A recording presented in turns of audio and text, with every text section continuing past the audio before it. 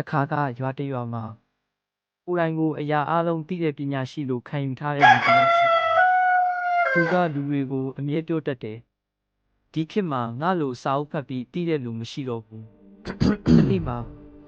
သူဖုန်းတစ်တလုံးဝယ်လာပါတယ်ဒါပေမဲ့ဖုန်းကစကားမပြောအင်တာနက်သူကအရန်ဒေါသထွက်ပြီးဖုန်းဆိုင်ကိုသွားတိုင်ပါတယ်မင်းတို့ဖုန်းမကောင်းပေးလိုက်တာငါကပညာရှိလူကြီးနော်ဖုန်းဆိုင်ကလူငယ်ကဖုန်းကိုယူကြည့်ပြီးခဏလောက်နှိပ်လိုက်ပါပြီးတော့ပြုံးပြီးပြောလိုက်ပါတယ်ဆရာကြီးဖုန်းကိုဖောက်ခလုံးမနှိပ်ရသေးတာပါပတ်ဝန်းကျင်ကလူတွေတပြိုင်နက်တည်းရေလိုက်ကြပါတယ်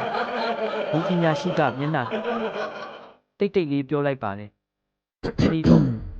သိတယ်ဆိုတာလဲအရာအလုံးမဟုတ်ဘူးနော်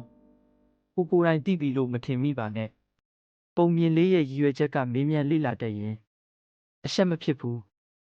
ဤပညာခေတ်မှာမသိတာကိုမသိဘူးလို့ပြောတတ်ရင်ပိုလိမ္မာတယ်